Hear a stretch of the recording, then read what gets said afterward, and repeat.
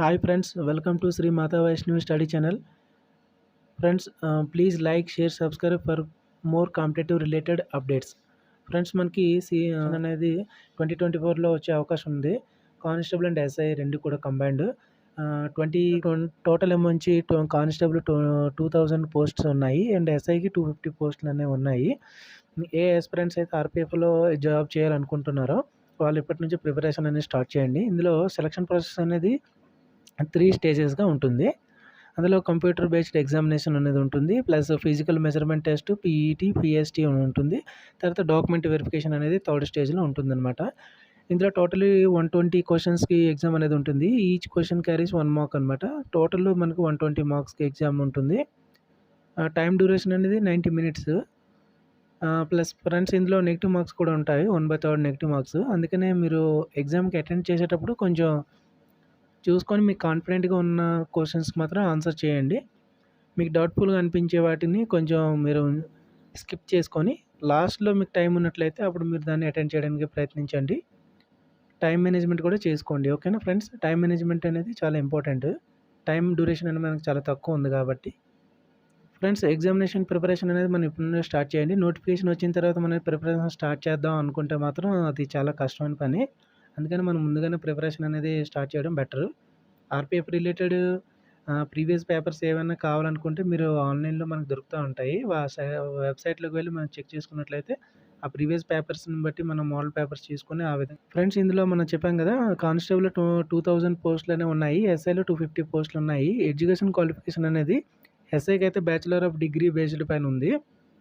Constable అనేది matriculation. ఎస్ఐకి ఏంటంటే 20 నుంచి 25 ఇయర్స్ ఏజ్ లిమిట్ అనేది ఉంది. అదేవిధంగా కానిస్టేబుల్‌కి అనేది 18 నుంచి 25 అనేది ఏజ్ లిమిట్ అనేది ఉంది. ఓకేనా ఫ్రెండ్స్?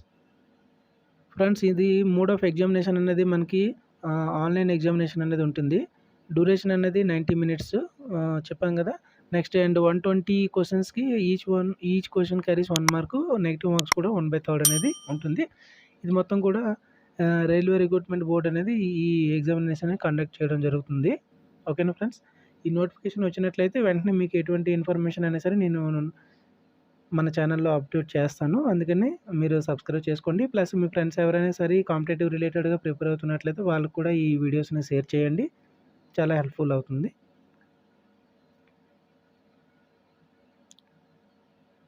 ఫ్రెండ్స్ ఇక్కడ కానిస్టేబుల్ సిలబస్ చూసుకున్నట్లయితే మనకి అర్థమెటిక్ అనేది ఉంటుంది. 35 క్వెషన్స్ ఉంటాయి. అందులో 35 మార్క్స్‌కి. అదేవిధంగా జనరల్ ఇంటెలిజెన్స్ అండ్ రీజనింగ్ ఉంటుంది. 35 క్వెషన్స్ ఉంటాయి. 35 మార్క్స్‌కి. అదేవిధంగా జనరల్ అవేర్‌నెస్ అనేది 50 క్వెషన్స్ ఉంటాయి. 50 మార్క్స్‌కి. టోటల్ మనకి 90 మినిట్స్ డ్యూరేషన్ అనమాట. టోటల్ 120 క్వెషన్స్, 120 మార్క్స్‌కి ఎగ్జామ్ ఉంటుంది ఫ్రెండ్స్. ఇందులో నెగెటివ్ మార్క్స్ ఉన్నాయి. కొంచెం చూసుకోండి. మీరు అప్లై చేసేటప్పుడు మ్యాథ్ గానీ, ఇవి మిగతా ఉంటాయి కదా! ఈ సబ్జెక్ట్ అప్లై చేసేటప్పుడు కొంచెం జాగ్రత్తగా చూసుకోండి. మ్యాథ్స్ చేసేటప్పుడు మనం నంబర్స్ ఏవైనా సరే రాంగ్ ఏసామంటే మాత్రం ఆన్సర్ మనకి ఎక్కడికి వెళ్ళిపోతుంది. తర్వాత మనకు బుర్ర కూడా పాడైపోతుంది. అందుకని కొంచెం జాగ్రత్తగా మీరు చూసుకోండి ప్రిపేర్ అయ్యేటప్పుడు. ప్లస్ ఏంటంటే అటెండ్ చేసేటప్పుడు కూడా జాగ్రత్తగా మనం బాడీ ప్రెజెంట్, మైండ్ అబ్సెంట్‌లో కాకుండా 2 కూడా మన ఎగ్జామ్ సెంటర్‌లోనే బాడీ అండ్ మైండ్ కూడా 2 పెట్టి మనం ఎగ్జామ్ ప్రిపేర్ అయినట్లయితే మన ఎగ్జామ్‌ని బాగా అటెండ్ చేయగలుగుతాం. ఎందుకంటే ఇన్ని రోజులు మనం ప్రయత్నించి తీరా ఎగ్జామ్‌కెళ్ళేటప్పుడు ఆ 90 మినిట్స్ గాని మనం ఏమన్నా గాని ఆబ్సెంట్‌గా మన మైండ్ ఆబ్సెంట్‌లో ఉందనుకోండి ఇంక అంతే మరి. ఇన్ని రోజులు మనం ప్రయత్నించిందంతా కూడా వృధా అయిపోతుంది.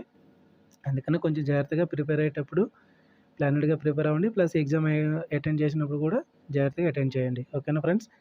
ప్రిపరేషన్ అనేది మీకు ఇప్పటి నుంచే స్టార్ట్ చేసుకుంటేనే బావుంటది. నోటిఫికేషన్ వచ్చిన తర్వాత స్టార్ట్ చేద్దాం అనుకుంటే మాత్రం అది కాని పని. ఎందుకంటే ఆ టెన్షన్‌లో ఇంక మీరు చదవరు. టైం బౌండెడ్ ఉన్నటప్పుడు ఇంక మనం చదవడానికి కష్టం అనిపిస్తుంది. ఇంక ఇంట్రెస్ట్ రాదు కూడాను. ఇప్పుడు అనుకోండి మనకు టైం ఉంటుంది కాబట్టి మనకి ఏమైనా డౌట్స్ ఉన్నట్లయితే వాటిని మోర్ టైమ్స్ మనం ప్రిపేర్ అవ్వచ్చు. ప్రాక్టీస్ కూడా చేయొచ్చు. More practice important friends. ఇది కంప్యూటర్ బేస్డ్ ఎగ్జామ్ కాబట్టి మీరు కంప్యూటర్ టెస్టర్స్ గట్టా మీరు అటెండ్ చేస్తున్నట్లయితే బావుంటుంది. వేగంగా మీకేంటంటే స్పీడ్ అనేది వస్తుంది. Algebra, mensuration, probability, trigonometry, data sufficiency, reasoning and data interpretation, geometry ఉంటుందన్నమాట ఫ్రెండ్స్. ఓకేనా? మీరు ఇది మెట్రికులేషన్ లెవెల్ కాబట్టి మన మెట్రికులేషన్ లెవెల్‌లో మనం ప్రిపేర్ అయినట్టయితే బావుంటుంది. మాక్సిమం మీరేంటంటే ప్రీవియస్ ఇయర్ పేపర్స్ కూడా ఒకసారి చూడండి. ఎక్కువ ప్రాక్టీస్ చేయండి. ప్రాక్టీస్ చేస్తే చాలా మీకు బెనిఫిట్ అవుతుంది ఎగ్జామ్‌లో. జనరల్ ఇంటెలిజెన్స్ అండ్ రీజనింగ్ కూడా మనం చూసుకోవాలి. ఫ్రెండ్స్ ఈ relationships, coding, non verbal statement conclusions ఇవన్నీ కూడా మీరు వన్ బై వన్ ప్రతీది కూడా మీరు గమనించినట్లయితే బాగా ప్రాక్టీస్ చేయండి. ఇండివిజువల్‌గా ఏ ఏ చాప్టర్ నుంచి ఎన్ని మార్క్స్ వస్తున్నాయి ఏంటనేది మనకి ప్రీవియస్ ఇయర్ పేపర్స్ మనం ప్రిపేర్ అయినట్లయితే కొంచెం ఐడియా వస్తుంది. దాన్ని బట్టి మనం చేయడానికి బావుంటదనమాట. ఓకేనా? ప్రీవియస్ టెస్టెస్ ఉంటాయి గదా! టెస్ట్ పేపర్స్ ఉంటాయి. మనకి మార్కెట్‌లో దొరుకుతా ఉంటాయి ప్రీవియస్ ఇయర్ పేపర్స్ అనేవి. బుక్‌లెట్లు గట్టా ఉంటాయి. అవి ప్రిపేర్ అవ్వండి భాగంగా. ప్లస్ ఏంటంటే జీకే బిట్స్ అటువంటివి కూడా మనకి ప్రిపేర్ అవుతా ఉండండి. ఓకేనా? డైలీ అప్డేట్స్ అనేవి మనం ఫాలో అవుతూ ఉన్నట్లయితే మనం ఇక్కడ జనరల్ అవేర్‌నెస్ అనేది మనం దాన్ని కవర్ చేయగలుగుతాం అనమాట. విషయానికొచ్చినట్టు sports related plus festival related ఏవైనా ఇంపార్టెంట్ డేట్స్ ఉంటాయి కదా! అటువంటి వాటి గురించి ప్లస్ ఏంటంటే నేషనల్, ఇంటర్నేషనల్ లెవెల్‌లో జరిగినటువంటి ముఖ్యమైన మ్యాటర్స్ అండ్ వైరల్ అయిన న్యూస్‌లుంటాయి కొన్ని. అటువంటి న్యూస్‌ల గురించి ఎక్కువగా మనం గమనించినట్లయితే ఆ రిలేటెడ్ క్వెషన్స్ వస్తాయన్నమాట. ఓకేనా? మీరు ఇప్పుడు ఫెస్టివల్ గురించి కానివ్వండి, ఇప్పుడు అయోధ్య రామ మందిరం మనకి స్థాపన ఉంది కదా! ఇప్పుడు రామ మందిర ప్రాణ ప్రతిష్ఠ అనేది ఉంది కదా! ఈ మంత్‌లో. అది ఆ విధంగా చూసుకున్నట్లయితే ఆ రిలేటెడ్ క్వెషన్స్ అటువంటివన్నీ కూడా వచ్చే అవకాశం ఉంటదన్నమాట. ఓకేనా? ఫ్రెండ్స్ నెక్స్ట్ మనం చూసుకున్నట్లయితే ఇక్కడ మనకి ఫిజికల్ స్టాండర్డ్ టెస్ట్ అనేది ఉంటుంది. ఎగ్జామినేషన్ ఎవరైతే క్వాలిఫై అవుతారో వాళ్ళకి ఫిజికల్ ఎఫిషియన్సీ టెస్ట్ అనేది పిలవడం జరుగుతుందనమాట. ఓకేనా? దీన్ని పీఈటీ అంటారు. ఇందులో మేల్‌కైతే 160 మీటర్ రన్నింగ్ అని ఉంటుంది. 5 మినిట్స్ 45 సెకండ్‌లో వాళ్ళు కంప్లీట్ చేయాల్సి ఉంటుంది. అదేవిధంగా లాంగ్ జంప్ అనేది 14 ఫీట్ ఉంటుంది వీళ్ళకి. హై జంప్ అనేది 4 ఫీట్ ఉంటుంది. ఫీమేల్ విషయానికొచ్చినట్లయితే 800 మీటర్స్ అనేది వీళ్ళకి రన్నింగ్ అనేది ఉంటుంది. టైమింగ్ అనేది 3 మినిట్ అండ్ 40 సెకండ్స్‌లో ఉంటుంది. లాంగ్ జంప్ అని 9 ఫీట్ ఉంటుంది. హై జంప్ అనేది 3 ఫీట్‌లో ఉంటదనమాట.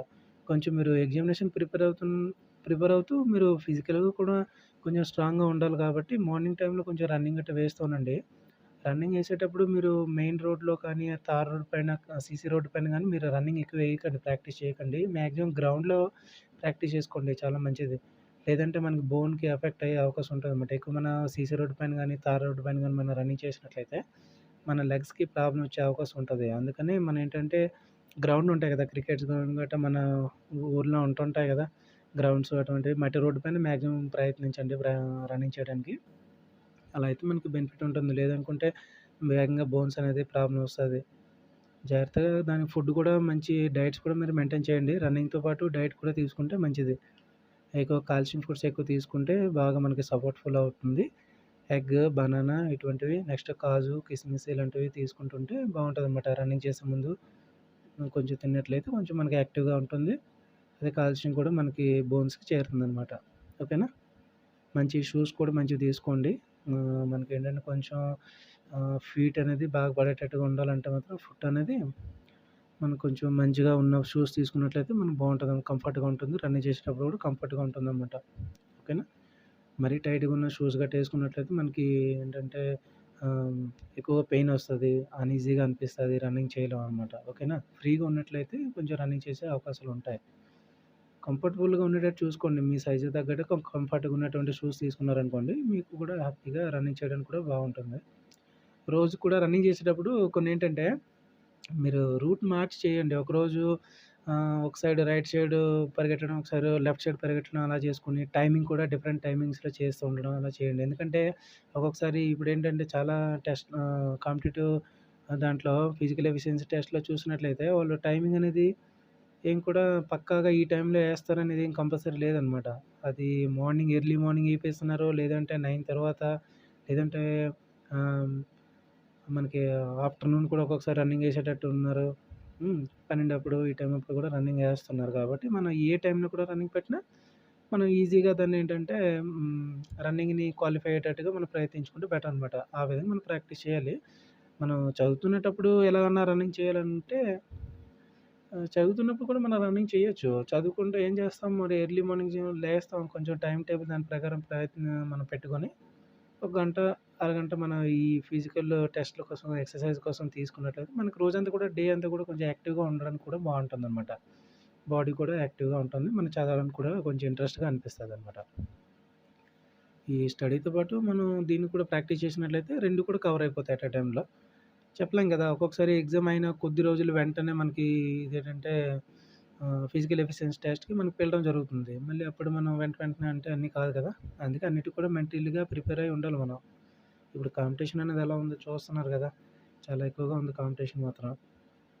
ఆ కాంపిటీషన్ మనం తట్టుకోవాలంటే మనం అన్ని విధాలు కూడా ప్రిపేర్ అయ్యేవాళ్ళు మరి. అది కష్టం, ఇది కష్టం కదా అంటే మాత్రం జరగదు. ఏదైనా సరే మనం కొన్ని కావాలంటే కొన్ని వదులుకోవాల్సిందే. సాక్రిఫైస్ చేయాల్సింది మరేం చేస్తాం మరి జాబ్ కావాలంటే. ఇవాళ గవర్నమెంట్ జాబ్స్ అంటే అలా ఉంది కాంపిటీషన్. అన్ని విధాలుగా మనం అందులో ఇన్ని వేల మందిలో మనం కూడా వేల మంది అంటున్నాను సారీ ఇన్ని లక్షల మందిలో మనకి జాబ్ రావాలంటే మాత్రం దానికి తగ్గట్టు మనం ప్రాక్టీస్ చేసి దానికి తగ్గట్టు క్వాలిఫికేషన్ మనలో ఉంటేనే అది సాధించగలం. ఆ విధంగా మనం ప్రయత్నించాలి.